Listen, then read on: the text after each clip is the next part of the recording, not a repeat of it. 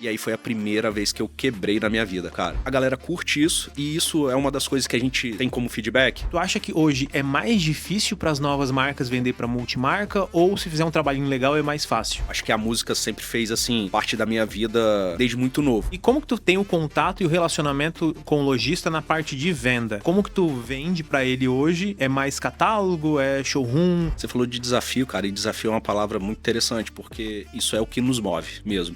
Como marca.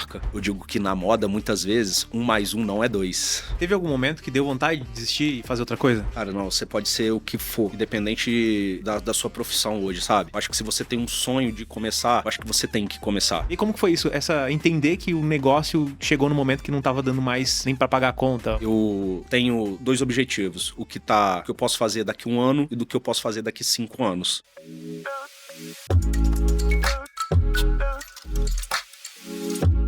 Fala galera, sejam bem-vindos a mais um episódio do Marcas Podcast. Esse daqui é o episódio 88. Eu sou o Jesué Tomé, host desse programa. E no episódio de hoje a gente vai conhecer a história da marca Suburb Company. Estou aqui com Hélio Fialho, que é mais conhecido como Elinho, é o diretor criativo e cofundador da Suburb, uma marca brasileira de streetwear fundada em 2016 que se destaca por seu estilo clássico requintado. Seja muito bem-vindo ao Marcas Podcast. Pô, muito obrigado pela oportunidade. Quero agradecer, principalmente o espaço que você abre para as marcas que estão no mercado nacional. Maravilha, a gente vai conhecer a história completa da marca, mas antes eu quero perguntar para vocês que vão criar marca, já tem marca, como é que vocês estão de fornecedor? Tem fornecedor de qualidade aí? Quero falar para vocês da Brunx Private Label, que é a especialista em camisetas. Você vai encontrar lá camisetas personalizadas, peças lisas no site da Brunx. Você consegue encontrar as camisetas com os melhores tecidos do mercado, além de moletom, bermuda, calça e o que você precisar de peça personalizada aí para sua marca.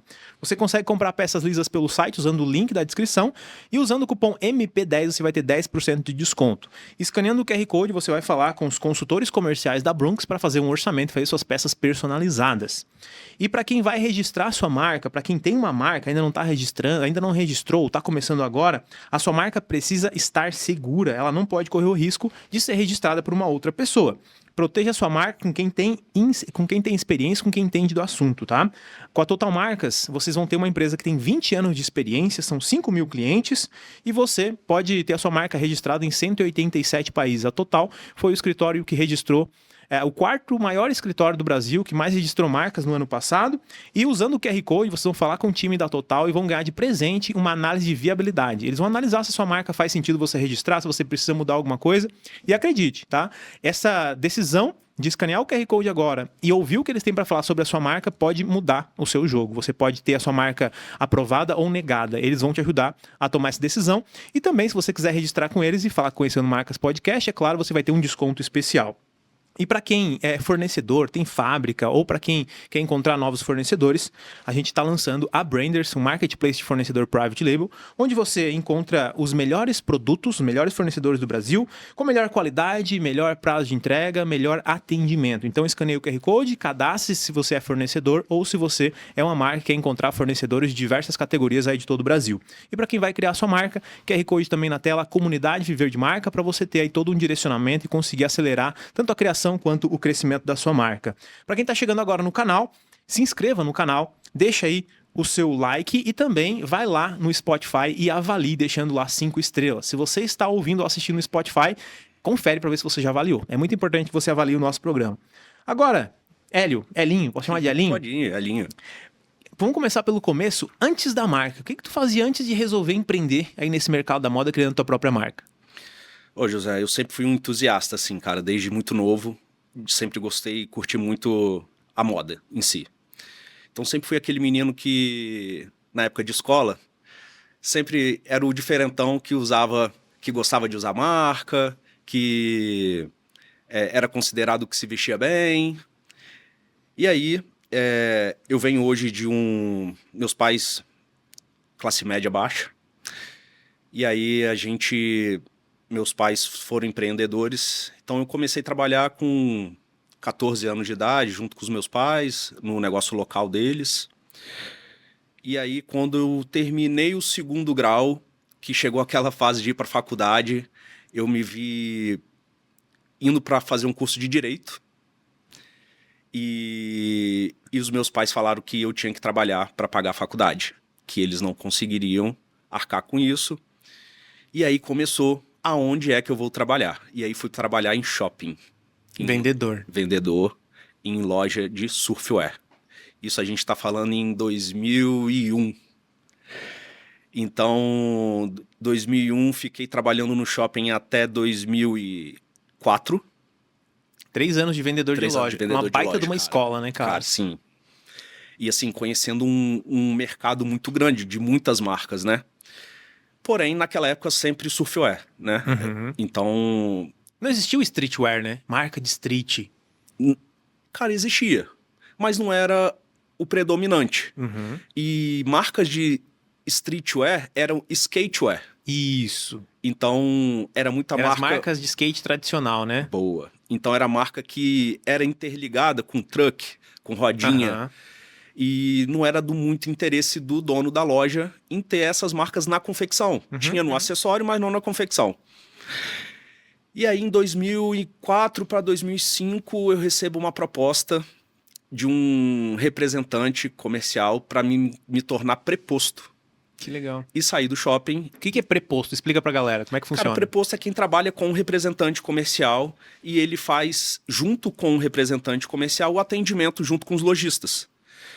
É como se fosse realmente o ajudante do representante, vamos pensar assim. Atende aqueles clientes que o representante não consegue atender. Boa, também. Além de um monte de outra coisa que tem que fazer também, né? Tá esperto com meta. Sim, né? é um representante que trabalha no escritório de um representante, basicamente, Isso. né? Pra ficar claro pra Isso galera, aí. né?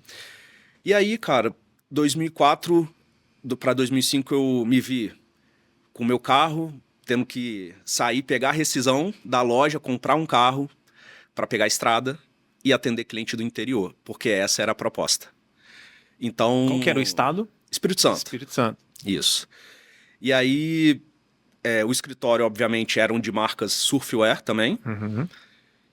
E 2004, cara, 2005 a gente começou essa jornada de preposto e foi aí que foi começando a ver que eu realmente gostava mesmo de estar ali, de trabalhar com venda, de conhecer a necessidade do lojista, de entender quais eram as marcas que mais estavam sendo cobiçadas no momento. E fiquei na representação até 2009. Em 2009 eu abri meu próprio negócio. E aí eu montei uma distribuição de prata. Olha que interessante. De prata, cara. De De onde joias surgiu a em ideia? prata. Cara, Ou a oportunidade, né?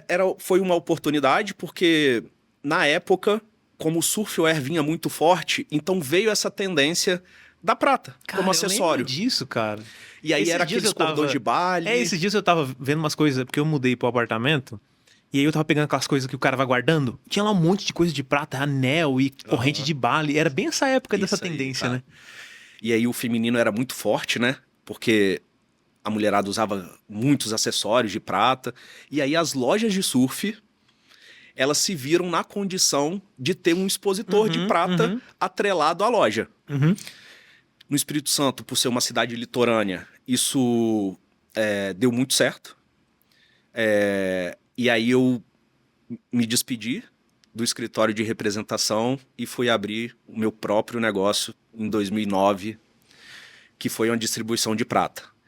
Assim, na época, minha esposa, ela também trabalhava em loja, e aí ela curtia essa onda de usar a prata também, e aí a ideia veio justamente dela. E olha que interessante.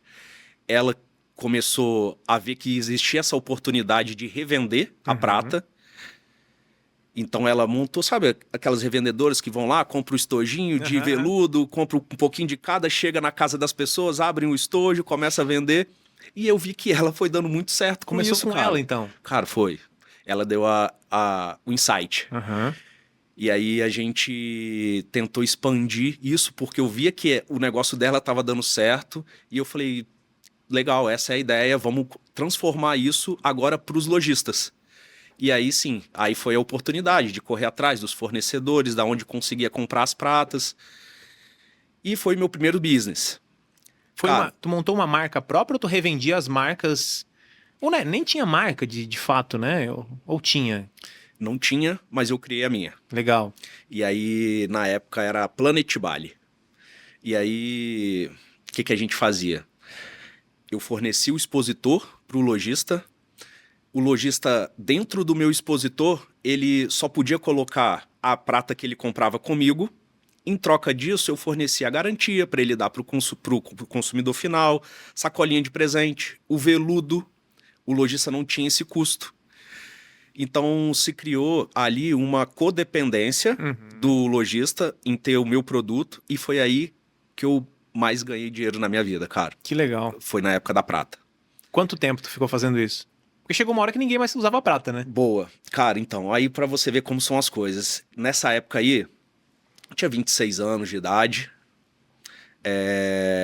26, 27 anos, e eu não sabia que a moda era cíclica. E aí eu achava que a prata ia durar pra sempre. Eu passei um momento parecido. Eu lembro do meu representante comercial. A gente estava muito focado no online em 2016, 2017 ali. A gente estava na frente do galpão, encostado no carro, trocando ideia. Ele olhou assim pra mim: pô, tu vai ficar rico com esse negócio? Tu pretende focar na venda online? Porque ele tava vendo que eu tava deixando um pouco o lojista de lado e tava focando em escalar vendendo online. Aí eu falei, cara, com certeza, eu vou ficar rico com esse negócio aqui, vou focar na venda online. Eu assim, porra, cara, que legal, né? Pô, eu tenho que ver o que eu vou fazer da minha vida, né? Porque eu vou parar com a representação. E aí, 2 anos depois, peraí, cara, online não é tudo, não é o que a galera fala, eu preciso voltar a olhar pro meu lojista aqui. E a gente, né, cria essa ilusão na nossa cabeça de que aquilo ali é pra sempre, né? Cara, e não é, né? Não é mesmo. Por mais que as pessoas vão, a gente tá falando de moda, de roupa, as pessoas vão usar moletom, vão usar calça, camiseta pra sempre. Mas muda o gosto, muda o modelo, né? As marcas, as pessoas não querem usar a mesma marca a vida inteira. E aí como que foi isso? Entender que o negócio chegou no momento que não tava dando mais nem pra pagar a conta. Cara, e aí foi isso aí que pegou, porque quando a prata parou de vender, e obviamente o dourado entrou no lugar da prata, Nem lembrava disso. eu me vi na condição assim, agora eu vou ter que migrar pro dourado. Uhum. Só que não era tão simples assim. E aí a gente tinha construído talvez um estilo de vida que não foi mais condizente com o que a gente estava tendo no momento. E aí foi a primeira vez que eu quebrei na minha vida, cara. Chegou a quebrar? Quebrei o negócio. Quebrei mesmo, Cara, tô quebrei. endividado. Isso. Caramba. Então, assim, na época a gente comprava prata com os importadores. Uhum. Então, as pessoas viajavam ou importavam diretamente a prata de Bali, Tailândia, e colocavam para dentro do Brasil e aqui era vendida. E assim, cara, como a gente trabalhava com distribuição, então assim, era pedidos grandes. E aí eu, quando me vi que eu não tinha mais condição de pagar, eu tive que entrar em empréstimo em banco para pagar fornecedor. E o fornecedor provavelmente tu pagava à vista e vendia no prazo, né? E vendia no prazo, sim. E aí foi a primeira experiência de negócios que eu tive que eu me vi assim, eu não quero passar por isso nunca mais. Que ano que foi? Por quanto tempo tu fez esse negócio acontecer? Ah, cara, a prata aí durou 4, 5 anos. Vamos colocar assim, 4, 5 anos. Durou bem, né? Durou bem. Durou bem. Cara, foi a época que eu mais ganhei dinheiro. Cara, isso aí, inevitavelmente, foi... Porque realmente era muito forte, sabe? E as coisas... Como a prata é tudo manual, então sempre uma é diferente da outra. Então despertava muito... Novidade o tempo todo, né? Isso aí despertava o interesse. E não era só a prata que eram as indianas, mas tinha as italianas também, com aquele brilho... nessa época o dourado nem existia, cara. Assim, não existia como moda para as meninas ou para os meninos. Era uma coisa muito surreal a menina usar dourado, porque pro dourado ela tinha que ir pro ouro. E o ouro era muito caro, né? Sempre foi. Então a prata era aquele metal condizente, bonito e bem arrumado. Cara, quando eu me vi que eu quebrei na prata, obviamente eu tinha escritório, tinha funcionário, me vi na condição de recomeçar. E aí que eu falei, cara, o que eu sei fazer é voltar lá para representação. E aí eu me vi na condição de voltar para representação. E aí busquei novas marcas. Que ano que foi que tu voltou para representada? 2014. 2014. 2014, Obviamente, não eram as marcas que eu tinha no início, mas era um recomeço. Então, voltei para o mercado como representante. Eu já tinha uma boa entrada dentro das lojas, porque eu nunca havia saído das lojas. Desde a Isso época foi da muito representação. positivo, né, cara? Total. Inclusive, isso total. deve ter aberto muito ponto de venda com as pratas, né? Porque o lojista viu que ele não tinha mais como comprar as pratas porque não estava vendendo. Então, quando eu passei e falei assim, fulano, agora eu não sou o Hélio da prata mais, eu sou o Hélio da marca X. E aí ele falou assim, legal, deixa eu conhecer pelo menos. Então isso me criou oportunidade de vir com as marcas novas e o lojista ter a oportunidade de me dar espaço novamente. E a prata te abriu muito ponto de venda que tu ainda não tinha, só com as marcas que tu representava antes da prata? Sim, cara. Na época, no meu estado, só tinha 2 pessoas que tinham prata. Era eu e mais uma pessoa. Então, o que era o nosso combinado? Eu não vou nos seus clientes, você não vai nos meus. E aí, cara, tá tudo bem. Porque ele também trabalhava dessa mesma maneira, de ter o expositor. Então, tava tudo muito lindo, porque a oferta era maior do que a demanda. Então, tava lindo, tava lindo. Só não sabia que um dia a prata ia passar. Cara, voltei para representação e aí, nesse momento, o streetwear já começou a bater na porta dos lojistas. E aí já tinha algumas marcas que representavam bem no faturamento, e isso começou vindo dos tênis. E aí me despertou o interesse de começar a trabalhar com marcas streetwear. E aí eu falei, cara, é isso. Meu diferencial agora vai ser esse. Antes eu trabalhava com surf, tô vendo que o negócio tá mudando, vou montar um mix de marcas pro meu escritório streetwear. E aí foi a saga de começar a ter as marcas streetwear e começar a procurar os lojistas certos para terem aquelas marcas. E aí, cara, dentro dessa representação, eu me vi numa oportunidade, um gap, que todos os lojistas queriam ter mais marcas streetwear e não tinha no mercado para oferecer. Isso eu tô falando de Espírito Santo, obviamente. Sim. E aí eu falei, cara, tá aí. Um negócio, uma oportunidade. Falei, se eu tivesse a minha marca? E aí olha como é que são as coisas. Encontrei um lojista, comentei isso com ele, e ele foi e comentou assim comigo. Elinho, eu tenho uma marca. E essa marca é minha, eu faço para vender na minha loja. A marca não é o nome da minha loja, mas eu faço para vender na minha loja. Inclusive ele vende a Alfa. Legal. E aí, eu falei, cara, vamos entender como é? Ele falou assim, olha, porque aí eu já tenho todo... Qual que era o lojista? Curiosidade. Era Skate Religion. Eu acho que eu lembro, cara. É uma das primeiras skatewear lá do Espírito Santo, lá de Vila Velha. E aí, cara, ele tinha a marca e ele falou assim, cara, eu já tenho todo o know-how de como produzir, onde comprar matéria-prima. E aí você entra com a sua expertise da representação. E aí você não precisa falar que a marca é sua, que a marca é minha. Você fala que a marca está dentro do seu grupo de marcas. E aí eu fui, sentei com ele. E o lojista nunca pergunta de quem é essa marca. Ele, pô, legal o produto, gostei da coleção. Principalmente é o produto que vai ditar, né? E hoje em dia ele olha muito o Instagram, né? Pô, legal essa marca aqui. Isso. E aí, cara, começou assim. E aí foi minha retomada para o mercado.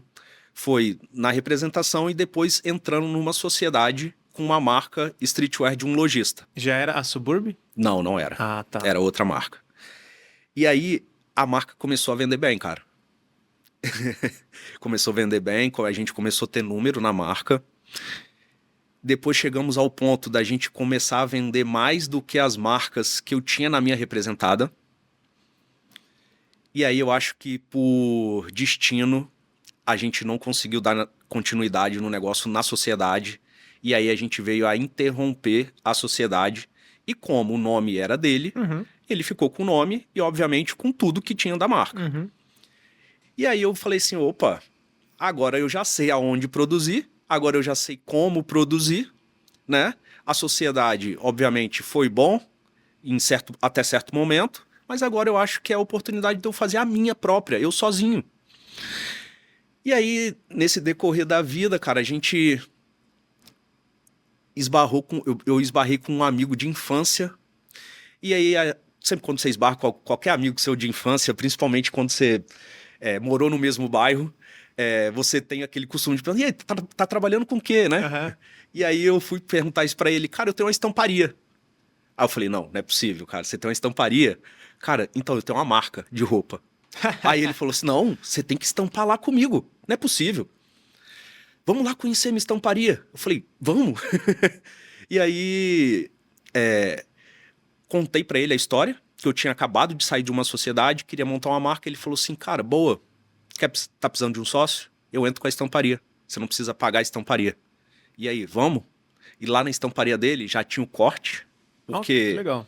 a estamparia dele era promocional. Então ele trabalhava com aquela tipo de pintura de camisa para política, Uhum. uniforme de escola.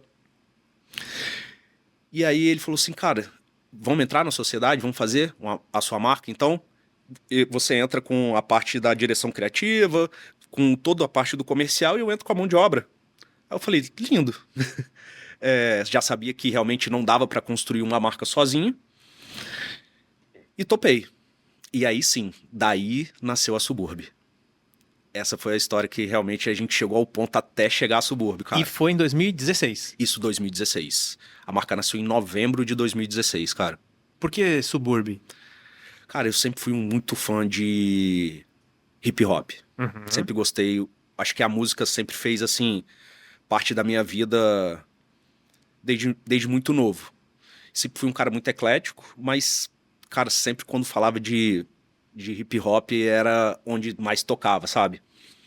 E aí eu sou lá da época de Eminem, né? De 50 Cent, Lil Wayne.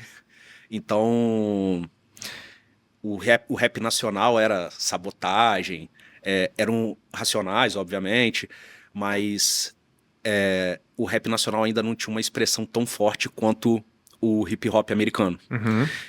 E aí eu era aquele cara que parava em frente à televisão e assistia os clipes de Nossa, hip eu hop também, americano e falava assim, cara, o que esses caras estão usando? Deixa eu ver que cor, Isso já não tinha. que cor de camisa que esses caras gostam. Ah, modelagem é largona? Nossa! E aí, cara, a inspiração inicial veio realmente da música, do hip hop, e por eu estar sempre atrelado a ficar vendo o clipe dos rappers americanos, cara. E aí, lá fora, a expressão subúrbio é muito forte. Uhum. Porque O que representa? tem toda uma tradição deles, né? O subúrbio lá fora é como se fosse a nossa periferia aqui. Então, eu me vi vindo de um lugar de periferia. A tradução literal é subúrbio. Subúrbio, isso. E eu vim de um lugar também que era de periferia. Então, dentro de todas as escolhas que tinham na época de escolher o nome de uma marca, foi a que mais me tocou na época. E falei, cara, tá legal, acho que me representa e vamos ver, acho que é isso. E aí foi. Aí depois a gente vai para a parte de pesquisar do nome da marca, se tem um registro, se não tem. Até porque isso era uma coisa que eu era bem. Eu tinha uma importância muito grande para isso, porque eu sabia que realmente não dava para começar um negócio e depois lá na frente ter que interromper. Tu já estava no mercado, já conhecia o que era a importância disso, né? E aí, por isso, até um toque, galera. Quem tiver precisando registrar a marca, corre pra isso aí, cara. Nem que seja o mais rápido possível, mas precisa registrar, tá? Tá aí o QR Code aí para vocês falar com a Total Marcas. Fala com eles lá, faz uma análise de viabilidade gratuita. Eles vão só dar um feedback para vocês, porque é realmente importante. E a análise de viabilidade, ela também serve para... subúrbio já tem registro. Às vezes é um insight que você precisa para encontrar um outro nome. Isso aí. Ou como contornar isso, porque tem subúrbio de outros segmentos, outras categorias, que dá para usar no streetwear. Também dá para usar como uma marca de roupa, né? E aí, beleza, tu criou o nome e depois já tem o nome, já registrou, começou já com uma produção grande, fizesse um mostruário, saísse para vender pro lojista primeiro. Como que foi esse primeiro contato de venda com a marca Subúrbio? Ah, legal. Cara, a gente iniciou numa feira. Olha que interessante, feira. cara. Foi numa feira lá no Espírito Santo. Tem uma feira que acontece 2 vezes ao ano, que é uma feira que ela é uma oportunidade do lojista vender o estoque antigo. Então, é num pavilhão, e aí os lojistas vão lá, montam seus estandes, e tem a oportunidade, obviamente, porque são lojas consagradas, que levam marcas consagradas para ser vendido num preço Que legal, melhor. cara. E tem até hoje? Tem até hoje. Que massa. E aí era um celeiro também de abertura de novas oportunidades. Então, tinha não só eu para expor como marca nova, mas tinham muitas outras marcas também que iam para essa feira como... Tinha um espaço também para marcas novas. Que bacana. E aí a gente foi para essa feira e fizemos uma produção de... Cara, acho que foi 500 camisetas. 500 camisetas. Começaram só com camiseta. Numa feira que durava 4 dias. E a feira era, obviamente, começava 9 da manhã e ia até 10 da noite. Então, 500 camisetas, assim, foi o início. E, obviamente, a gente chegou praticamente no último dia, graças a Deus, sem camiseta nenhuma. Que massa, cara. E aí foi quando a gente... E a venda de vocês era pro público final, não era pro lojista? Era pro público final, sim, total. Ah, então, ó, a marca que tu começou... Eu achei que a primeira venda foi pro lojista, não foi, então. Foi consumidor final, Primeiro cara. contato com o cliente foi o cliente final, que E legal. aí, quando a gente chegou no último dia, eu olhei pra cara do meu ex-sócio e falei, cara, vendeu, né? Deu certo. Eu me lembro até hoje, cara, a gente fez um investimento total na época de R$10.000. Foi o valor que o meu sócio colocou. Eu não coloquei R$1. Ele colocou, ele aportou esse valor pra gente pagar ele no final da feira e dar continuidade na marca. E, obviamente, depois a marca passou a ser vendida para os lojistas, e porque a gente viu que teve aceitação, né? Esse 10 mil virou quanto depois da feira? Por curiosidade. Ah, José, a gente, na feira lá, cara, a gente começou vendendo por um preço inicial, depois nos últimos dias a gente já estava baixando o preço, porque a gente começou a tentar, vamos vender 3 por tanto. Então, mas assim, obviamente, na feira a gente tentou colocar o dobro, né? O dobro, marcar o dobro do valor de investimento. Então, se a gente tinha todos os custos de feira, de montagem de stand, a gente calculou quanto que foi o nosso custo e a gente conseguiu fazer o dobro. Legal. E aí, depois disso, a gente deu continuidade na marca. Aí sim, aí depois da feira, que a gente continuou com as mesmas estampas. Isso é legal. Ali foi uma pré-venda de lançamento da coleção, então. A gente continuou com as mesmas estampas. E aí, depois disso, a gente passou a ir visitar os lojistas. E aí sim, com as estampas, aí já tinha toda aquela... essa daqui vendeu mais, então essa daqui a gente vai fazer um pouquinho mais, essa daqui já vendeu menos, a galera não gostou tanto, vamos fazer menos. Essa aqui nem faz. Essa aqui a galera já vimos que essa daqui não ia vender. Então a gente foi um pouco mais assertivo quando a gente precisou ir até o lojista. Mas já foram oferecer pro lojista pronta entrega. Produziram para vender pronta entrega. Pronta entrega, isso aí. E aí, pronta entrega, assim, a gente tinha um tecido, mas a gente não tinha estampado. Então a gente vendia com prazo de entrega. Ah, tá, entendi. Por quê? Porque a intenção era justamente vender e estampar só o que foi vendido, para não ter sobra. Para lojista é o que vale mais a pena, né? E aí deu certo.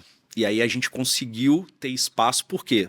Como eu já estava vindo de uma marca, que era uma marca capixaba, que o lojista capixaba também já estava apostando, eu só fiz a troca. Falei assim, eu não tô mais nessa marca, essa marca eu acabei a sociedade e agora eu tenho essa marca aqui para te apresentar.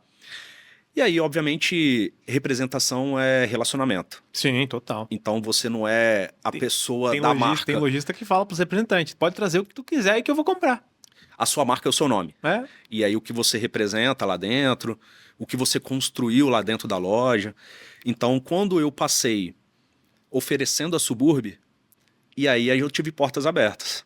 Obviamente, não foram todos os lojistas, mas os que conseguiram e apostaram naquele momento, eu consegui introduzir a marca e aí a gente começou, aos pouquinhos, o trabalho de atacado da marca. Isso aí já é 2017, né? Foi quando a gente começou a ir pro atacado. E aí a Suburb nasceu, cara, como atacadista. Atacadista. Quando que tu lançou o site da marca? Nossa, veio bem depois, hein? Na época, José, a gente tinha o foco só na parte do B2B. Então, o B2C, a gente tinha até uma preocupação na época de, assim, de não atrapalhar o nosso lojista. Muitos representantes têm esse receio. E aí a gente focou em trabalhar o atacado. E aí a gente foi crescendo o atacado, crescendo, e que o B2C, teoricamente, naquele momento, não era tão necessário. Mas, obviamente, com o decorrer do trabalho, passar do tempo, as pessoas começaram a perguntar e eu via que também era uma nova oportunidade como marca de construir um novo relacionamento, um novo tipo de compra, uma experiência nova de compra para o consumidor, dele conhecer e poder acreditar em produtos que ele não encontrava no lojista e ele gostaria de ter, porque a gente já fazia campanha de fotos, já tinha um Instagram, então sempre quando a gente vai para a campanha a gente quer fotografar aquela peça que a gente considera que é mais conceitual, né, que é mais a cara da marca. E aí às vezes o consumidor não conseguia achar esse tipo de produto no lojista, porque o lojista gosta sempre da coisa que a gente chama de bate-caixa, né? Aham. Que é a camiseta e a bermuda. Então, os produtos que tinham um preço de valor agregado maior era mais difícil de introduzir no lojista. E aí, o site veio para isso. E aí, quando a gente construiu o site, hoje a gente tem 3 anos de site. É muito pouco, né? 3 anos, né? 3 anos de site. Então, durante bastante tempo, a marca foi focada 100% B2B. É. Legal. Bacana. Isso tem um lado bom e um lado ruim, né? O lado bom é porque tu tá consolidado e, querendo ou não, o lojista, eu acho que hoje não tanto, mas antes tinha muito esse preconceito. Eu passei muito por isso. Quando eu comecei a vender na internet pra caramba, e a internet é um pouco viciante. Tu dá um desconto, começa a vender bem mais. E aí tu começa a gostar de vender pra caramba, aí tu começa a dar desconto, aí o lojista começa a ficar, né, meio ressabiado. Pô, peraí, cara, isso aí não é legal.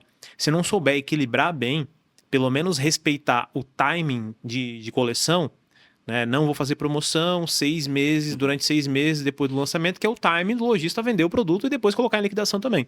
Se não souber controlar isso, realmente atrapalha. E eu acho que hoje em dia, não sei se tem isso ainda, aí quero até que tu me responda, mas o lojista, será que ele ainda tem preconceito quanto à marca que vende online? Será que ele dá mais valor para as marcas que vendem só para live multimarca? Ou pelo menos que são só focadas? Porque não existe hoje uma marca que não vende online. Mas tem marca que ela é focada no lojista. Ela tem online para atender as regiões, as pessoas que querem comprar, que não tem uma loja perto, né?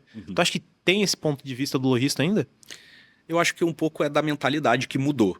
Não é nem que ele se importe ou não, mas eu acho que ele viu como uma maneira que ele não consegue mais controlar. Porque realmente o online veio muito forte e se tornou uma coisa que ele não conseguiria mais pedir com que as marcas não tivessem site ou tivesse o B2C. Então, eu enxergo que foi a mentalidade do lojista que acabou mudando, sabe? Hoje eu vejo todos os lojistas não se importando mais com a marca também trabalhar a sua loja online do que antigamente. Mas hoje tu acha que eles dão preferência para as marcas que não trabalham forte na internet, que não fazem desconto, não trabalham com campanhas muito agressivas? Não, acredito que não. Hoje é irrelevante. Eles querem o que vende, né? Se tá vendendo, eles vão continuar comprando. Se parou de vender, eles vão para a próxima marca, né? Boa, sim. E principalmente, talvez, isso até contribui para que o desejo do lojista seja maior. Porque aí a marca constrói uma comunidade maior, a marca consegue ter mais a peça rodando na rua, e aí esse consumidor acaba indo até o lojista, usando a peça da marca que ele não tem lá na loja dele, e aí lá na loja dele ele aponta e fala, caramba, que legal essa marca aí, onde você comprou? Ah, foi no site. Aí ele desperta o interesse, vai lá no site e começa a conhecer a marca. Legal. E desde a fundação da marca, ela evoluiu em termos de design e público-alvo? Ela continua sendo o que ela era na questão de modelagem, de estampa, ou ela veio evoluindo ao longo das coleções? José, não, a gente veio evoluindo, cara. Assim, por eu me tratar de uma marca de 2016, você vai... 9 anos de marca, né? Você vai lembrar, cara, que lá atrás o que se usava ainda era aquelas estampas bem grandes na frente. Na frente. Estampa de mulher seminua. Isso lá em 2016, 2017 era o que realmente era o streetwear nacional. Eu nem me lembrava, mas é verdade, cara. Estampa de carro, né? Bastante lowrider nas estampas. Era mais gangster, vamos pensar assim. Uhum. E aí, obviamente, a gente entrou com essa cultura na marca. Óbvio, a modelagem sempre ampla, que era o que realmente predominava pelo estilo streetwear e era o que se diferenciava do surfwear. Uhum. Mas a parte de grafia, de desenvolvimento de estampa, realmente a gente fez sim uma releitura. A gente precisou passar por rebrand da marca. E até porque quando você está no início da marca, te permite errar. Eu acho Sim. que isso é legal a gente falar. Porque no início você não tem muita conta para pagar. Então você te permite errar ali, sabe? Então se você errar, tá tudo bem, dá tempo de corrigir. Agora, com o passar do tempo, quando as coisas começam a se tornar um pouco mais sérias e sua marca um pouco mais conhecida, você errar no decorrer do tempo é muito mais difícil. Quanto maior a marca, maior o erro, né? E aí, dependendo do tamanho do erro, ele pode comprometer o futuro do negócio. Total, principalmente financeiro, né? Principalmente financeiro. Já teve algum momento que a Suburb passou por alguma dificuldade financeira? Porque o mercado online é diferente do mercado de multimarca. Porque, por exemplo, a pandemia. Como é que foi pra vocês na pandemia? Porque o lojista simplesmente falou, não fatura não, segura aí ou manda database. Como é que foi pra ti a pandemia? Cara, legal essa história aí. Que assim, lá em 2016 que eu lancei a Suburb, obviamente eu tinha um sócio na época, e aí pandemia a gente tá falando de 2019, né? 20. 20, boa. Começou em 19 ali, mas estourou no Brasil em 2020. Boa, Foi. 20. De É que 2000, o Covid é o Covid-19, né? 2016 até 2020, dentro desse período, meu sócio vira pra mim e fala assim, Alinho, cara, eu tô vendo aí que esse negócio é muito mais pra você, eu não curto essa coisa do streetwear, dá um trabalho. Aqui, você não quer comprar minha parte, não? Eu falei, cara, quero. Mas assim, posso ir te pagando? Ele falou, não, claro, eu só não quero mais ter o compromisso. Eu falei, não, então maravilha. E aí, dentro desse intervalo, pré-pandemia, e aí eu falo lá para isso, acredito, foi em finalzinho de 2018 para 2019. Eu separo a sociedade, assumo a Suburb sozinho, e aí eu entro com minha esposa para me ajudar. E aí ela vem para fazer a parte do administrativo financeiro, que era a parte que, obviamente, meu sócio fazia anteriormente. Ué, ele não era da produção, da estamparia? Produção, estamparia e fazia o financeiro. Ah, porque ele cuidava de compras e tudo mais. Isso. Saquei. E eu sempre fui a parte do comercial Criativo e marketing, né? e criativo. E aí acho que foi por isso mesmo que ele topou desfazer a sociedade. E aí a Mary vem para me ajudar nessa parte. E aí logo após vem pandemia. E aí E ela trabalhava com o quê? ela trabalhava com... Ela tava nas pratas. Não, prata foi bem antes. Cara, ela tava trabalhando em loja também. Loja. Ah, ela saiu vendedora. Saiu pra trabalhar Isso. contigo. E aí veio a pandemia. E aí veio pandemia. Que baque. Cara, nessa época aí, a Suburb vinha com um gráfico de crescência de venda. E aí a gente tinha conseguido em 2018 para 2019 a primeira loja em shopping. Abertura, não a loja própria da marca, mas que o lojista abrisse a oportunidade da gente ter a Suburb dentro do shopping, que é o principal corredor comercial da cidade, e no principal shopping da cidade. E aí, quando eu me vi nessa oportunidade, eu agarrei com todas as com todas as mãos possíveis, e aí a gente começou a fazer coquetel de lançamento de marca para divulgar a marca, e aí a gente construiu uma relação com o vendedor para ele estar usando a marca, assim, cara, Legal. era sonho eu estar lá, a minha peça pendurada junto com marcas internacionais, marcas Na vitrine de um shopping, na né? vitrine de um shopping. Levei meus pais um dia, né, no shopping, falei, mãe, pai, olha lá, ó, aquela ali que é minha marca. É massa. É muito legal. E aí veio pandemia. Cara, quando chegou pandemia, a gente estava com uma coleção pronta para entregar e veio o tal do lockdown. Todo mundo que tem marca tava com a coleção pronta. Eu tinha acabado de começar a faturar naquela semana, cara. E foi assustador. E aí, lockdown, e aí todos os lojistas falando assim, Alinho, Foi a maior não tem coleção. como eu receber. Foi a minha maior coleção, cara. A gente tinha colocado um representante novo no Rio Grande do Sul, tinha explodido de vender. Eu tinha me endividado pra produzir. Caramba! E aí eu falei assim, cara, e agora? O que que eu faço? Se eu entregar, eu não vou receber. O lojista não vai pagar porque ele vai falar assim, cara, eu não tô vendendo, como é que eu vou pagar? Vou preferir segurar. E aí, dentro disso, os lojistas encontraram aquelas oportunidades da flexibilização do Estado, do governo, de liberar a pessoa ir até a loja, trabalhar com porta fechada, fazer a venda na entrega. Todo mundo começou a vender na internet, fazer live. Isso, boa.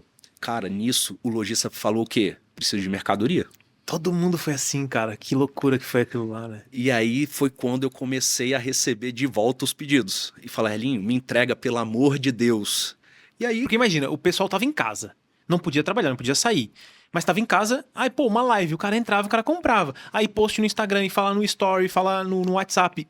Aqueceu muito o mercado, de uma forma absurda. isso. E os lojistas venderam muito mesmo nesse período, né? Sim, porque a galera tava ali, sem fazer nada. Então via um conteúdo, o cara se interagia com a marca e comprava. E eu olhando pro meu estoque todo ali parado, eu falei assim, cara, você quer produto? Eu tenho. E aí foi talvez o meu maior diferencial perante aos meus concorrentes. Porque os meus concorrentes, aonde eu estava posicionado, não tinha produto para entregar. E aí, cara, começou a vender. E aí não parou mais a enxurrada. Elinho, acabou, quero mais, quero mais, quero mais. Até que eu não consegui mais entregar, que já tinha esgotado. A gente sempre produziu com uma pequena margem de gordurinha para uma reposição, ou aquele lojista que vendeu bem, ou eu poder ter algumas peças na pronta entrega. Aham. E aí eu me vi que vende tudo. E aí começou as próprias indústrias também irem trabalhar nessa questão interna. E aí eu comecei a pedir reposição. E eu via que os No caso, os fornecedores de tecido, fábricas, né? Isso, principalmente. Cara, lá a gente trabalha muito com faccionando, né? Uhum. Então, até uma forma da gente controlar a qualidade é faccionando. Vocês compram um tecido, mandam manda pro corte, manda pra estamparia, manda pra facção. Isso, isso. A gente consegue controlar pelo menos a qualidade Sim. do tecido, sabe? Então, nisso a pandemia, cara, veio assim, como uma luva, e foi o período que eu mais cresci. Lojista que não comprava, que me mandou mensagem querendo comprar.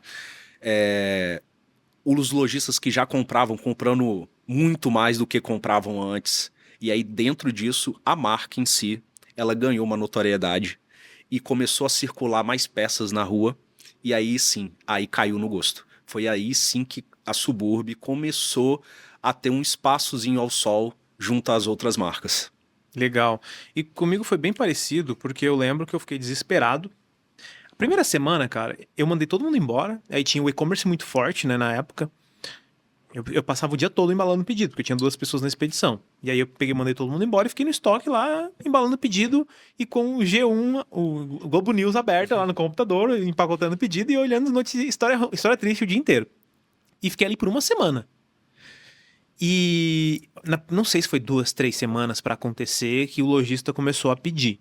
A gente mandou para alguns lojistas que falaram que podia faturar com database. Alguns lojistas pediram para cancelar mesmo. Não, cancela e tal. Ficaram com medo. Depois voltaram atrás. Pô, me fatura. Porque aí 2, 3 semanas depois, não lembro. Me fatura, eu tô precisando do produto. E muitos a gente conseguiu faturar, mas muitos a gente já tinha vendido para outro. Porque como a gente estava em evidência na internet, a primeira ação que eu tomei foi, peraí, se o lojista não quer receber, precisa vender online. Então a gente começou a botar mais dinheiro em tráfego, fazer mais anúncio promocional. Eu lembro que na época eu apareci nos anúncios, eu comecei a gravar uns anúncios, porque eu tinha um estoque grande de venda online e tinha coleção nova. Eu não podia queimar a coleção nova, mas eu tinha um estoque grande das coleções de venda, as coleções, os produtos best-seller, eu tinha as coleções passadas, a gente começou a fazer promoção porque precisa pagar conta, precisa fazer caixa. Aí comecei a gravar uns anúncios, tipo, compre X valor e ganhe uma shoulder bag, ganhe um boné de brinde. E a gente começou a vender pra caramba. E eu comecei a recuperar o fôlego para pagar os fornecedores, né? Que também, pô, ficou todo mundo apertado, né? O fornecedor me querendo cobrar, eu querendo cobrar o lojista. E aí nessa, outros lojistas começaram a entrar em contato, vendo os anúncios. Pô, vocês têm produto para entregar? Temos, tenho que estoque. Aí fomos vendendo. Vendemos tudo, foi um ano que a gente vendeu bem pra caramba, 2020. Mas a gente ficou com muito medo, assim como todo lojista, e acho que toda marca passou por isso de ficar as primeiras 2 semanas apavorado, e depois os lojistas entenderam a venda online. entenderam como funcionava, começaram a vender e aí amenizou. Foi. E foi um momento, cara, que eu tava lá no meu galpão, hora eu embalava pedido, hora eu falava com o lojista, apavorado, ligando, cara, não sei o que eu faço, tô aqui, ó, com a loja fechada, 2 semanas já, que demorou um tempo pra galera entender, peraí, vou vender online. Quem já sabia vender online, o cara já tinha lá Mercado Livre, site próprio, já falava com a galera pelo Instagram, ainda se deu bem. E esse cara se deu muito bem, esse cara cresceu muito, esse cara ganhou muito dinheiro, o cara que já tava vendendo online. Mas tinha aquele lojista que não tinha opção, José, o que eu faço pra vender? E eu comecei a fazer call com ligação, chamada de vídeo. Cara, ó, primeira coisa, pô, botar um site no ar demora um pouquinho, bota os teus produtos no Mercado Livre, faz live, faz isso. Eu comecei a ajudar os lojistas. E foi nessa época que eu comecei a criar conteúdo na internet, falando sobre marca. E algum lojista, não sei se foi algum lojista que falou, pô, cara, tu entende essas paradas de venda online, né? E os lojistas me pedindo pra compartilhar a informação, como que eu vendo online, eu comecei a ajudar outro, fazer call ali, falar no WhatsApp, fazer chamada de vídeo. E algum lojista, não lembro se foi um lojista, quem falou pra mim, cara, cria conteúdo na internet pra levar essa informação pra mais pessoas. Aí eu falei, pô, legal, vou criar um canal. Eu já tinha canal da marca, eu comecei a marca fazendo vídeo de skate, só que por 9 anos eu era bastidor. Eu fazia vídeo Você não aparecia? dos meus atletas, fazia vídeo da galera. Eu comecei fazendo vídeos de skatistas profissionais e amadores, né, já conhecidos, e também tinha meu time de atleta. Eu divulguei a minha marca no começo com a Video Magazine e fazia vídeo de uma galera que era conhecida. Eu ia nos eventos, eu era o primeiro. Eu lembro que teve uma mega rampa aqui em São Paulo, no Sambódromo. O meu vídeo saiu antes do vídeo oficial. Eu fui no DC King of São Paulo, que é um evento da marca DC. O meu vídeo saiu antes do vídeo oficial. E a galera ainda ficava falando, nossa, teu vídeo ficou melhor que o vídeo oficial. Então eu usava esses eventos pra fazer vídeo e postar Alpha Video Magazine. E aí eu tava nesses eventos, eu chamava, pô, vamos fazer uns vídeos essa semana, vamos gravar. Eu ficava em São Paulo com 2, 3 meses gravando. Primeiro ano eu fiz 100 vídeos da marca pra divulgar a marca. Depois eu lancei a coleção dos produtos. Que legal. Era Alpha Video Magazine. Então eu comecei com vídeo. E aí nessa época, durante 9 anos, bastidor, 100%. Eu não aparecia como dono da marca. A galera não sabia que a marca era minha. Quando eu falava de uma galera que não acreditava. Principalmente a galera da minha cidade. E aí nessa época eu falei, cara, legal, vou criar um canal no YouTube então. E vou começar a criar conteúdo. E aí em 2020, a pandemia, eu acho que ela me trouxe até aqui. Em estar num podcast, em criar tudo isso. Viver de marca e tal, a comunidade. Porque eu não ia fazer isso. Foi em algum insight e falou, cara, beleza, eu vou criar conteúdo. Curso online veio bem depois, a galera ficar pedindo e eu nem botava muita fé nisso, mas a pandemia me trouxe isso, essa possibilidade de novos negócios. Sim. Por algo que eu já tinha, porque eu aprendi a vender online cedo, 2015. Se bem que nessa época, 2015, as marcas não vendiam online, não tinham site, não era algo comum. Eu fui uma das primeiras marcas ali que comecei a vender na internet. Foi a primeira marca que vendi no marketplace, no primeiro marketplace de streetwear no Brasil, que foi a Canui, na época. Provavelmente tu era representante, sabia como é que funcionava, né? A Canui, ela fazia um estrago aí no mercado nacional. A Amazon, quando abriu o streetwear, abriu a parte de confecção no Brasil, não era marketplace, era produção, era compra própria. A Amazon, o grande poder deles era comprar e revender. A Alpha foi a primeira marca de street que a Amazon comprou, cara. Eu lembro de receber lá os pedidos da Amazon, coisa de... Não lembro, foi 70 mil o primeiro pedido, só que tinha uma política bem estranha. Eu fiz 3 vendas pra ele, depois falei, não quero mais saber. Um abraço, Jeff Bezos, não faz sentido esse negócio pra mim. Por quê? Eles tinham, eu acho que eram uns 15% de desconto. A gente paga com 15% de desconto. Acho que o prazo médio era 150. Absurdo, médio. Pra começar a receber. Não, médio de boleto. Parcelamento médio, 150. Então ia até 190, 210. Era absurdo. Com desconto, que eu era 10 ou 15. E eu tinha que dar mais 10% de marketing. Isso aqui é pra gente investir em anúncio. Algo do tipo. Aí eu fiz a primeira venda, fiz a segunda. Aí na terceira eu vi que eles estavam liquidando absurdamente, vendendo um preço muito barato a primeira produção. Eu falei, não quero mais. Mas, pô, foi muito legal assim, ter a marca vendida na Amazon quando eles lançaram a parte de moda no Brasil. Não era marketplace, era eles comprando. E... Por que eu falei de marketplace? Não lembro. É porque eu já sabia vender online, eu tinha muita experiência, eu aprendi, fui no Mercado Livre, eu fui o pessoal da Fit, que na época comprou a Canui, me chamaram para ir no escritório, passei por alguns treinamentos e tal, então eu aprendi a vender online. E aí isso me ajudou a ajudar os lojistas. E, pô, ajudei uma galera porque eu queria ajudar para eles vender. Se eles vendessem mais, eles iam comprar mais da minha marca, sim, né? E iam pagar minhas contas. Eu sempre falava, pô, vende aí, paga o meu boleto lá, hein? Vai precisar de reposição? Pega o meu aqui. Então isso me ajudou a vender mais para eles também. Sim. Então a pandemia ela mudou muita coisa para muita gente. Para as marcas, quem já tinha site vendeu muito, conseguiu ganhar muito dinheiro. Os conhecidos que eu tenho, venderam muito online, aqueles que já sabiam vender. E quem não tinha site, né, no caso do teu caso, né? Provavelmente, pô, olhou para aquela galera vendendo online com markup de 3, 4. Isso aí foi uma coisa que a gente precisou aprender como marca.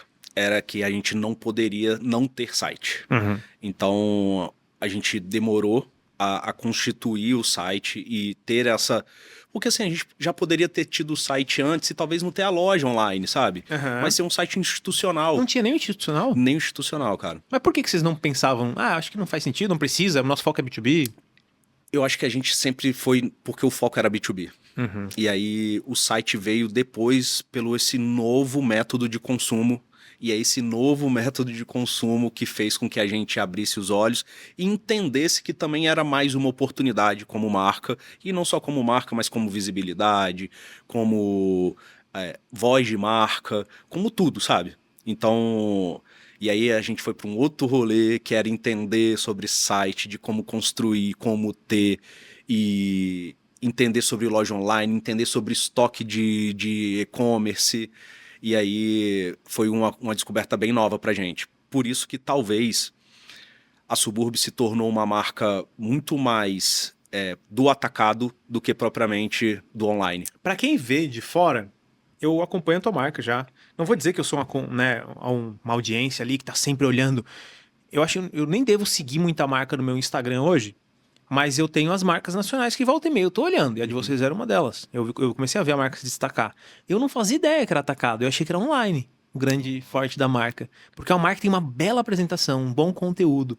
Então isso acaba, né, a percepção que passa é, pô, essa marca vende muito online. E eu sabia que vendia, mas não imaginava que ela tinha essa força de venda no atacado. Que legal.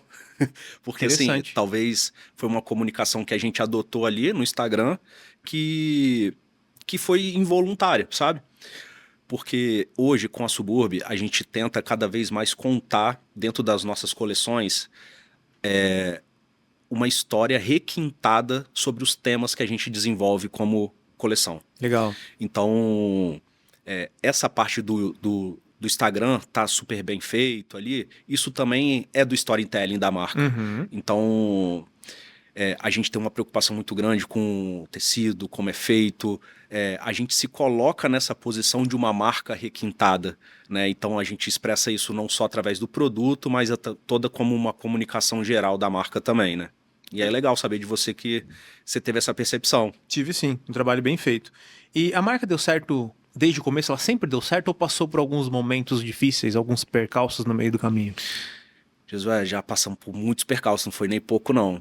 A gente está indo para 9 anos de marca, então você imagina, já teve momento da gente pensar que a gente deveria vender a marca e da gente pensar, não, é a marca mesmo que a gente tem que ter. E assim... Vocês dois vivem, você e a sua esposa vivem da marca desde o começo? Desde o começo. Sim. Não tiveram nenhum outro negócio paralelo? Não. Inclusive a gente tem vontade de ter, a gente não sabe o que ainda, mas que a gente tem vontade de ter algo paralelo, sim. Porque realmente dentro do mundo da moda você sabe que você tem uma marca também, sabe que como assim, te prende tanto, né? Você ter uma marca de moda.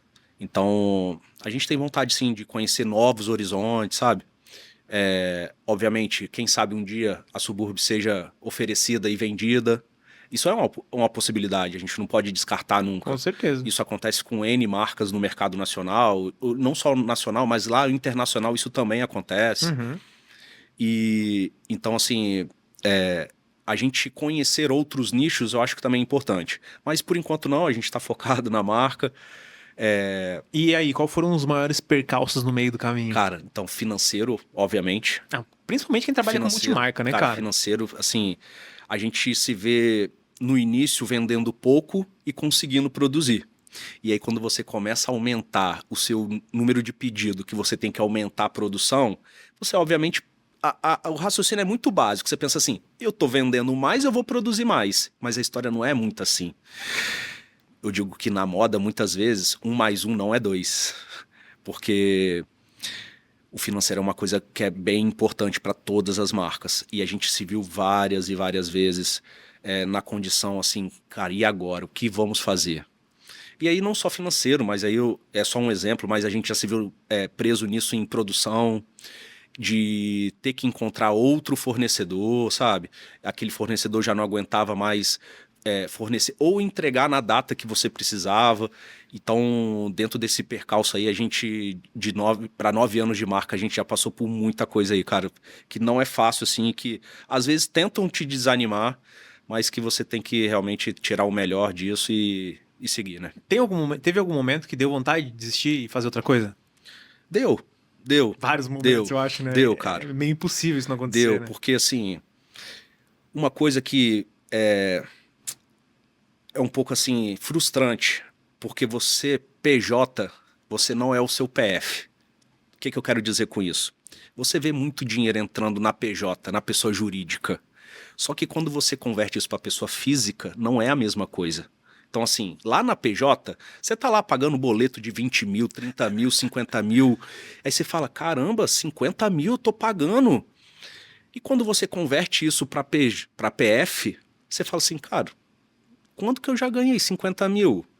Então você começa a entender que, assim, até que ponto isso está sendo saudável. Não só financeiramente, mas emocionalmente também. Então você começa a se questionar sobre isso. E aí eu acho que a grande sacada é você entender que a sua PJ é totalmente diferente da PF, cara. Total. E aí que a gente busca outras formas de fazer dinheiro, outras formas de ter negócios, né? E eu, pô, por experiência própria, fiquei 9 anos só com a minha marca, depois enxerguei essa possibilidade de entrar no mercado de conteúdo, educação online, podcast, tive fábrica também para produzir para as outras marcas. Hoje estou lançando uma plataforma de tecnologia. A gente quer empreender, quer fazer mais coisas. Todo mundo quer ganhar mais dinheiro. Sim. A forma de ganhar mais dinheiro é fazer mais negócios, Sim. ou escalando ou tendo outros tipos de negócio. Eu sou muito movido por desafio e querer crescer, querer fazer mais coisas, querer não só ganhar mais dinheiro, mas construir algo maior. E eu acho que a minha marca talvez tenha me levado para até um determinado nível. Porque eu falei, cara, eu quero acelerar, quero crescer mais, eu quero fazer mais coisas. Acho que não vou dizer que para todo mundo é assim, mas todo mundo tem essa vontade de fazer algo diferente, né? Porque chega uma hora que também talvez estagne. Você falou de desafio, cara, e desafio é uma palavra muito interessante, porque isso é o que nos move mesmo, como Total, marca. total. Principalmente, eu que estou dentro da parte da direção criativa, isso é um grande desafio. A gente lança 4 coleções por ano. Então pensa. Não é fácil. Cara, não é. Não é fácil mesmo. E assim, todas as coleções a gente tem um mix de produto. Então você tem que pensar em todos os mix. Não é assim, eu vou fazer só o produto X. Então, obviamente, eu tenho um time que desenvolve a criação junto comigo. Inclusive, o Marcos Mendonça trabalha lá comigo. Acho que ele já fez uma collab lá com vocês. Ele fez uma coleção pra gente, uma coleção inteira, e depois a gente fez uma collab. Sim, hoje o Marcos lá é nosso diretor de arte e nota 10. Vocês moram na mesma cidade? Mesma cidade, sim. É Vitória ou Vila Velha? Vila Velha. Vila Velha. E aí a gente tem um time de criação, e aí isso é muito interessante porque a gente tem várias cabeças pensantes, e aí no final das criações a gente tem mais possibilidades. Mas assim, a moda desafia muita gente, cara. Porque não só na parte criativa, mas todo num contexto, sabe? Porque, é legal ir lá produzir, cara, mas assim, quando você se torna uma marca que você já tem uma expressão e que você tem uma responsabilidade perante o seu consumidor, o seu lojista, essa responsabilidade aumenta muito e isso te faz com que seja uma coisa que não te permita mais errar. E aí, cara, isso é uma coisa que você passa a ter uma cobrança interna maior. E aí sim entra a parte do desafio e da resiliência. Que eu acho que é basicamente, lançou uma coleção incrível, a próxima tem que ser melhor.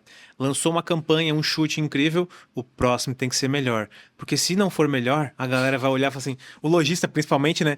E já aconteceu comigo várias vezes. O lojista olhar, pô, cara, essa coleçãozinha vem mais ou menos, hein? Já aconteceu muito isso. E você ter curtido pra caramba, né? A gente acha que, nossa, essa coleção vai explodir. E o feedback do lojista, pô, foi mais ou menos. Eu acho que eu vou deixar passar. Hã? O quê? Não, cara, não pode deixar passar não, senão vou ter que abrir outro ponto de venda na cidade. Aí vai aquele jogo de cintura, né?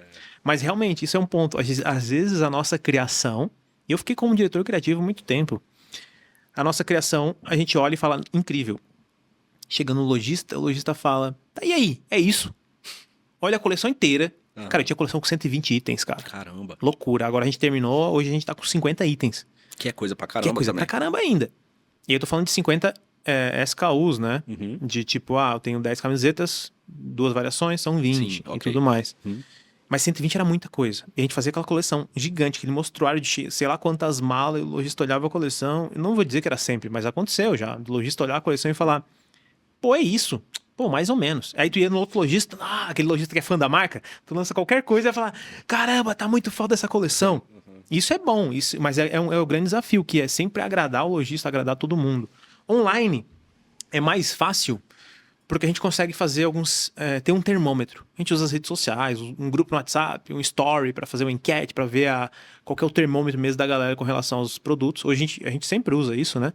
Mas às vezes o lojista é uma caixinha de surpresa. Tu faz um produto incrível, ele olha pra coleção, pra campanha, pro catálogo, nossa, top, hein?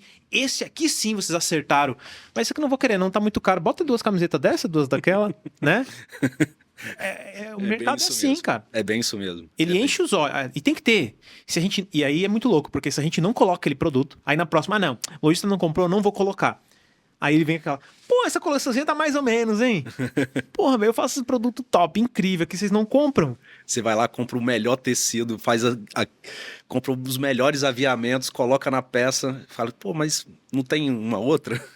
E a tua opinião, Hélio, tu que vem do mercado multimarca, vem lá do primeiro contato que o cliente tem com a marca, é o vendedor mesmo, que é o grande responsável por essa cadeia toda de B2B. É o vendedor da loja. Se o vendedor da loja não gostar da Suburb, ele não vai vender Suburb. O lojista pode comprar o que for. Se o vendedor não gostar da marca, ele não vai comprar. Aí uma grande sacada é o que tu falou ali, né? Pô, shopping, vestir a galera, os vendedores, fazer network com o vendedor de loja, cara. Fazer corrida de venda. Vou fazer uma corrida de venda essa semana pra vocês aí. Isso faz os vendedores se motivar a vender a marca cada vez mais. Josué, eu costumo dizer assim, quem não gosta de ganhar algum presente? Né? Então, assim, a gente se vê realmente nessa condição porque o vendedor, ele é o que tá ali de frente, né, com o seu consumidor. Então não adianta eu tô lá na criação, desenhar e pensar em toda uma logística de estampa e entregar isso para o lojista, vender a ideia para o lojista não vender a ideia para o vendedor dele e a peça chegar lá na loja, é aquela sua peça que você mais criou, mais demorou na criação, o vendedor da loja fala assim, não, essa daqui eu não gostei não. Então assim, uma das coisas que eu me preocupei é realmente estar mais próximo com os vendedores. E aí eu acho legal, porque o vendedor ele tem uma percepção assim, hoje quem manda em mim é o meu patrão, é o dono da loja.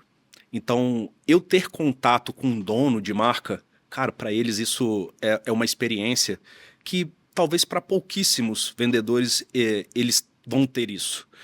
Então, quem hoje consegue ter isso, ou quem tem uma marca que pode ir até o seu ponto de venda e visitar a loja, entender o que é que o vendedor tá perguntando, e eu acho que isso é uma das coisas que até hoje eu deixo muito aberto isso também, para os vendedores darem opinião, sabe?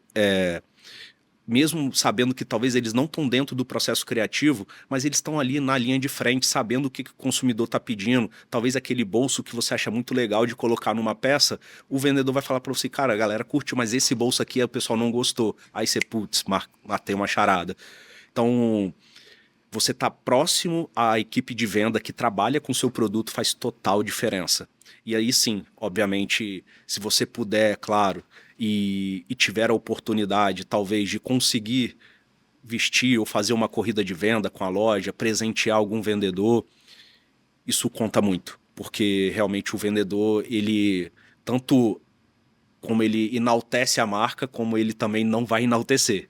Então, naquela pilha de camisa que tá ali, talvez a sua pode estar a primeira, mas se ele puxar lá a do meio e falar que a do meio é a mais bonita, o consumidor final vai ter alguma percepção daquela peça ali, sabe? O vendedor faz a marca dentro da loja. Total. Se ele não quiser, ele não vende. Total. Se ele gostar da marca, ele pode dobrar a venda. Uhum. E se ele gostar muito, ele pode dobrar a venda e falar pro comprador, cara, compra mais que eu tô perdendo venda aqui. Total. Compra mais Suburb.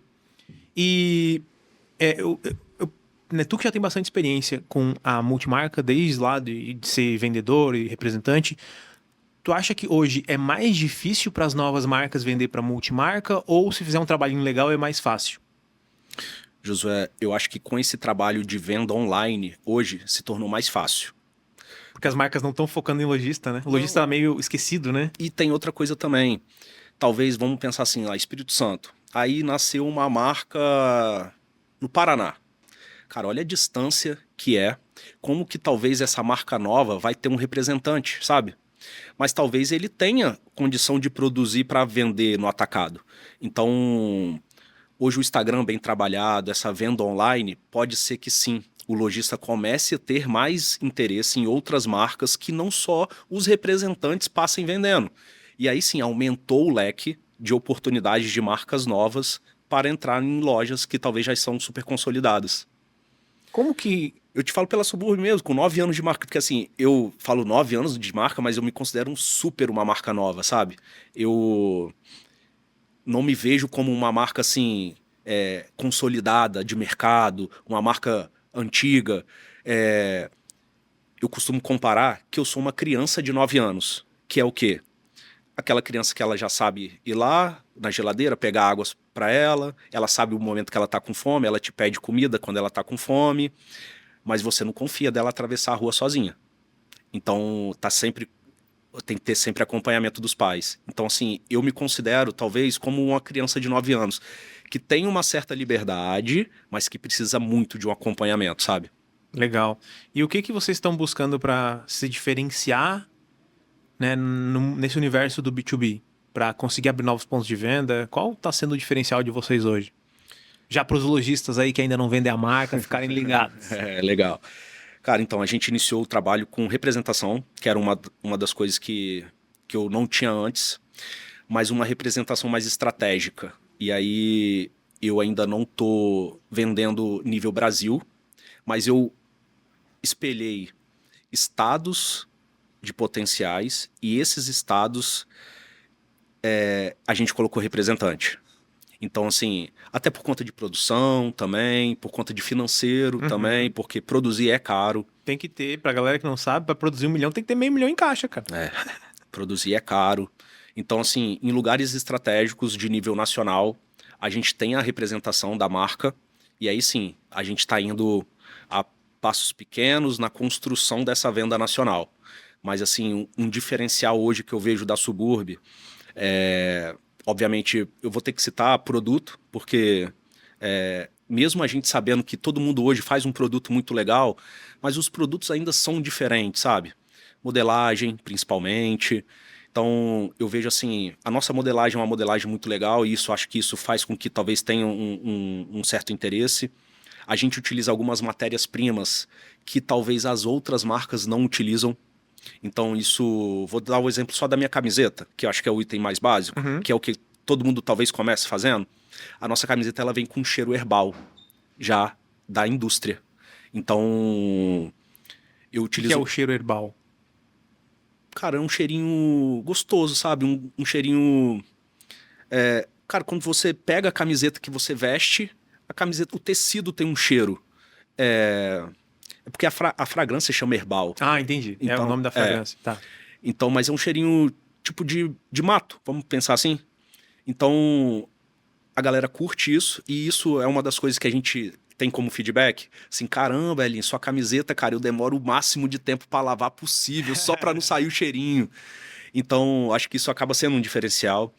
Então, a modelagem e o produto em si, cara, que a gente tem um cuidado muito grande com os nossos produtos. Assim, a gente, antes de botar o produto à venda, a gente faz a peça piloto, eu uso, coloco para lavar.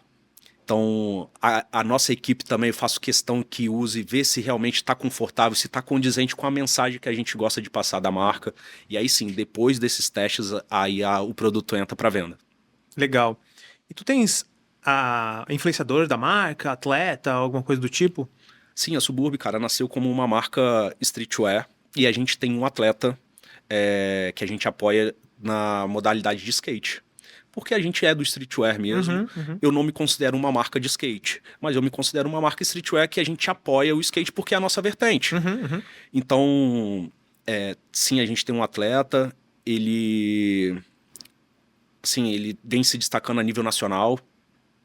Quem pode falar o nome dele? Pode, Claro, né? claro. É o Cupim, Gabriel Cupim. Então, talvez a galera aí vai conhecer. Cupim é bem conhecido aí na cena do skate. Ele é E de lá? ele é de lá. Bacana. Vai competir agora no Chile. Tá, moleque tá se dando bem. Legal. Então, a gente tem o Cupim lá como atleta. E a gente trabalha, não vou falar influencers, mas a gente trabalha nossos micro-influencers e os nanos-influencers. Legal. Que eu acho que são pessoas que constroem uma comunidade, que tem ali uma proximidade maior com o seu público.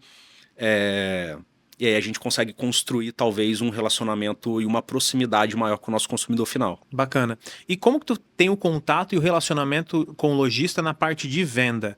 Como que tu vende para ele hoje? É mais catálogo? É showroom? Agora tu começou com representação. Como é que tu fazia antes e como tu tá fazendo atualmente? Sim. Nos estados que tem um representante, acaba ficando por conta do representante. Visita na loja, o showroom, né? Fazer a visita na loja. Mas aí lá, vamos falar do Espírito Santo, é catálogo. Então a gente produz o catálogo, que é o mesmo catálogo que é enviado para os representantes. E aí a gente tem tanto o catálogo quanto o formulário de pedido. Separados. Então. A planilha de pedido para preencher ali, né? Correto. E aí a gente manda o catálogo para o lojista, que assim, cara, hoje lá no Espírito Santo, a gente já consegue atuar na maioria das cidades. Então, em determinadas cidades, a gente dá exclusividade da marca pro lojista, até por conta da quantidade populacional da cidade. E a gente entende que se a gente tem um parceiro na cidade, obviamente a gente vai concentrar as vendas em cima da loja dele e ele tem um compromisso maior com a marca também em não vacilar ou deixar de pagar, sabe? Essas coisas assim.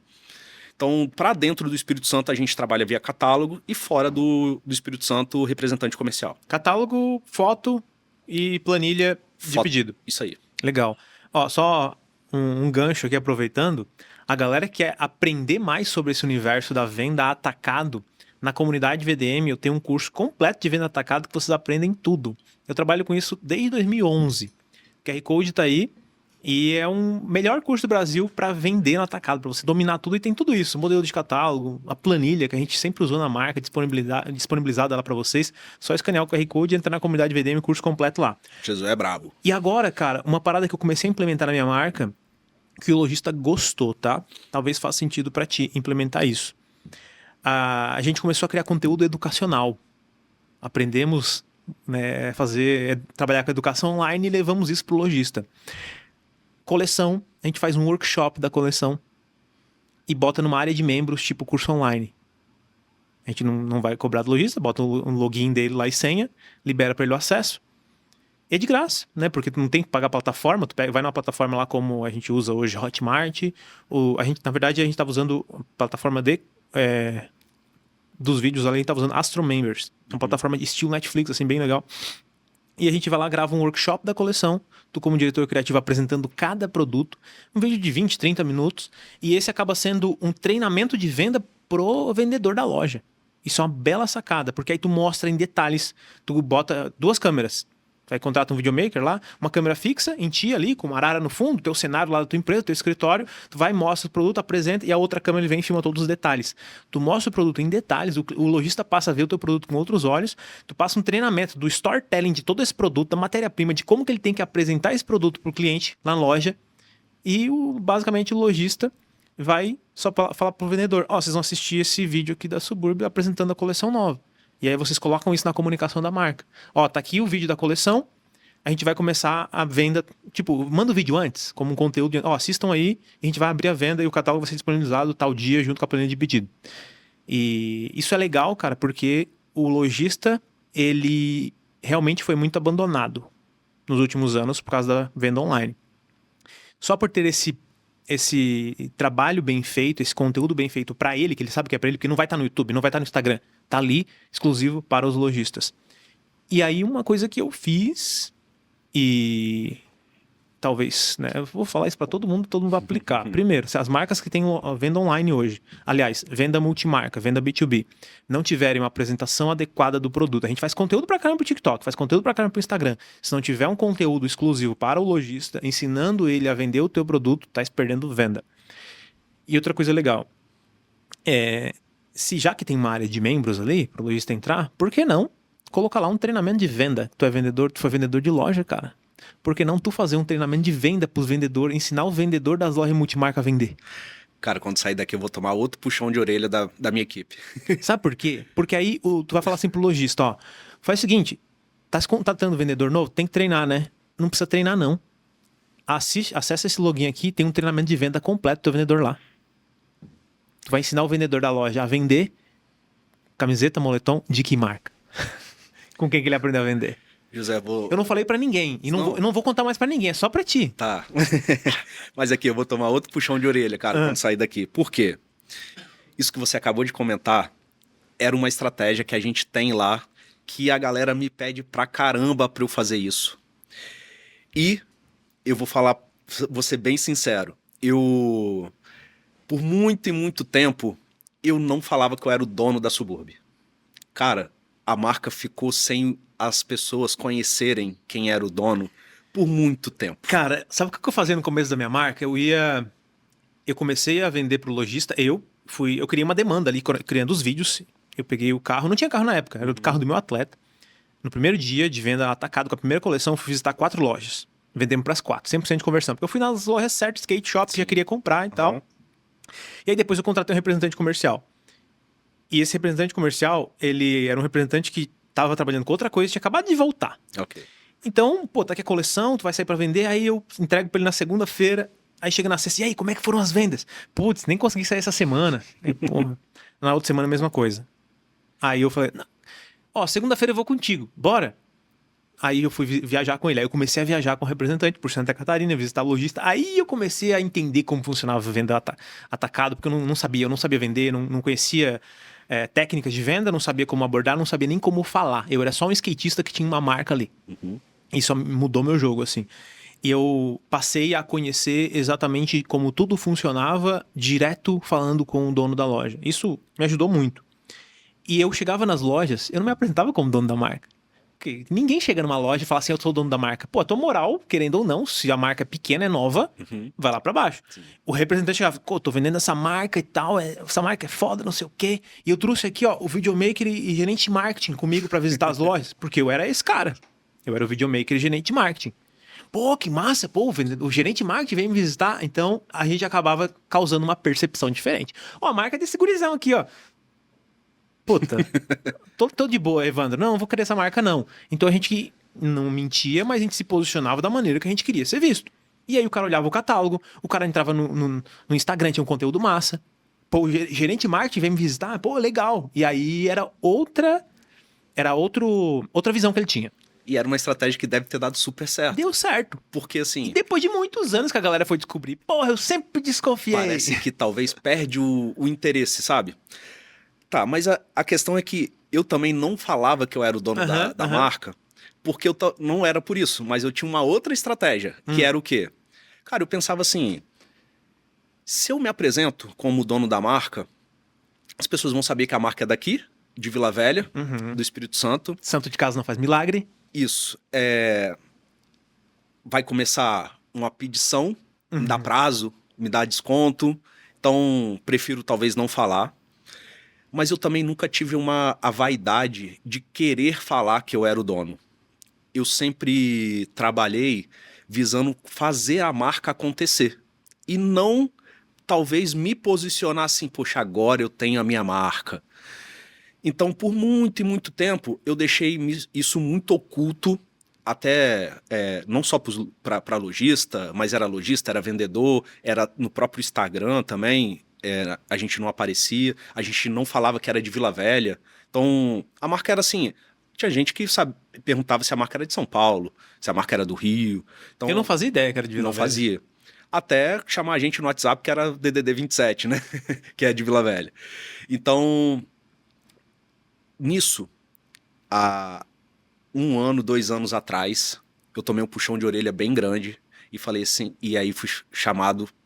no particular e falaram assim, olha, você tem que aparecer. As pessoas querem saber o que o dono da marca consome. Quem que falou isso, que abriu tua mente? Minha estagiária. Aí, Júlia, ó, foi pra você, Júlia, essa, hein? Ela pegou feedback provavelmente da galera, né? E aí ela faz faculdade de moda lá na minha cidade, e aí ela falou assim, Hélio, os meus amigos de sala querem saber quem é você, quem é o dono da marca, o que você consome, quais são suas inspirações. Sabe por quê? Porque eles estão lá dentro da sala de aula também querendo ter uma marca. E aí eles precisam saber como chegar lá. Então, você precisa sim aparecer. Então, assim, no meu Instagram pessoal, eu não tinha nada falando da Suburb, postava coisa pessoal minha. E aí, depois dessa visão que a Júlia me passou, foi com que eu comecei a analisar e falei, cara, acho que realmente o desejo de consumo mudou, realmente. E, obviamente, a gente tem que analisar e estudar e saber se realmente é pertinente. E aí, sim, o desejo de consumo mudou. Hoje, se as pessoas entenderem quem é a Suburb e quem é a parte da criação da Suburb, ver o que é que eu gosto, o que é que eu consumo, quem está por trás da marca, eu acho que vai ser muito interessante. E aí sim, tem 2 anos assim que eu comecei a aparecer, que eu tenho o arroba da marca no meu Instagram pessoal. E tem trazido feedbacks positivos? Total. Cara, eu A recebo muito gente direct fica lá. com medo, né? Recebo As muito pessoas vão direct. olhar pra mim e vão ficar pensando, vão desvalorizar minha marca. Hélio, tem vontade de montar uma marca, como é que eu começo? E assim, é muito legal, sabe? As pessoas, você entender que as pessoas também se inspiram em você. E eu acho que isso te dá um pouco mais de força também de continuar o seu próprio negócio, sabe? Porque Aham. você pensa assim, caramba, eu tô passando toda a dificuldade que eu tô passando lá na minha marca, mas olha que legal, sabe? Uma pessoa que tá vindo aqui tentando entender como que faz para chegar onde eu cheguei. Então, é muito legal isso. Acho que isso é fundamental. E foi depois disso que eu comecei a aparecer, a falar um pouquinho mais do meu processo criativo também. E, obviamente, o que você comentou da estratégia de fazer realmente um mini workshop da coleção é o que eu mais ouço lá que eu preciso fazer. E só até hoje não rolou, mas vai rolar. E faz um curso de venda também, porque isso aí pode mudar o jogo como os lojistas vão te ver. Alguém que tá ajudando ele a vender mais. Isso aí pode ser um divisor de É águas. verdade, sim. Quais são os próximos passos do Hélio e da marca daqui pra frente? Josué, assim, os próximos passos, cara, a gente sempre tenta, eu pelo menos, sempre tento ver o que tá mais próximo, sabe? Eu tenho 2 objetivos, o que eu posso fazer daqui 1 ano e do que eu posso fazer daqui 5 anos. Então, assim, meus objetivos mais próximos realmente é aumentar a minha venda, principalmente do B2B, aumentar o B2C. Isso, hoje a gente tem pessoas que estão com a estratégia de marketing com a gente, trabalhando tráfego. É uma coisa que a gente não entendia muito bem como fazer. E a gente vem aprendendo a cada dia, porque também não é fácil.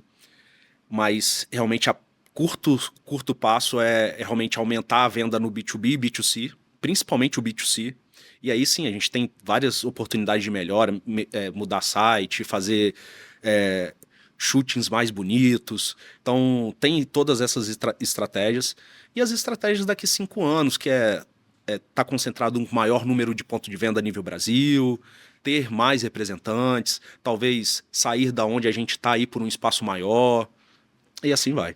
Maravilha, legal. Agora, quais conselhos que tu, tendo essa experiência, essa visão de vendedor, representante, dono de marca, quais conselhos tu daria hoje para quem está começando uma marca hoje, tá? Quem está pensando em empreender com a marca de roupa, seja um representante, seja um vendedor de loja, seja qualquer pessoa. Cara, não, você pode ser o que for, independente da sua profissão hoje, sabe?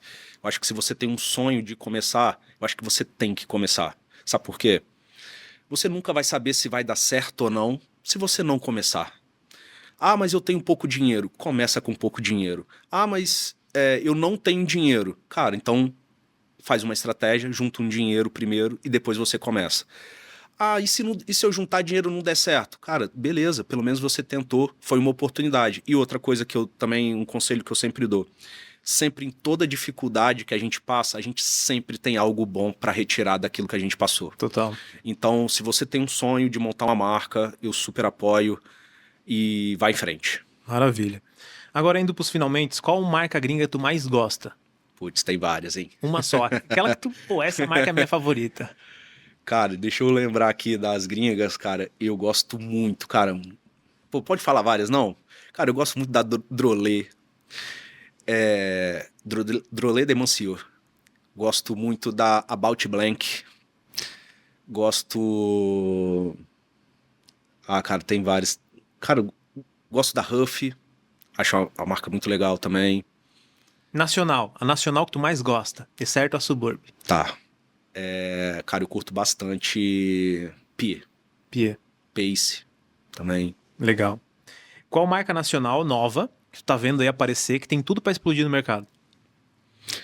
Cara, eu vou citar uma marca de uma galera lá do meu estado, que eu vejo assim que eles começaram tem pouco tempo, mas é uma marca que eu curto pra caramba, que é do meu amigo Marcelo, que é a Elo em Comum.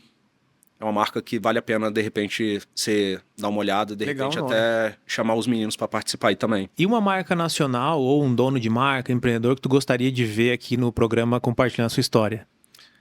Cara, acho legal chamar o pessoal da Elo em Comum. Não pode repetir, a gente já não pode. falou. A gente sempre pergunta quais marcas que você acha que vão estourar, porque a gente quer chamar mesmo o programa. Então essa daí já tá no radar agora. Beleza.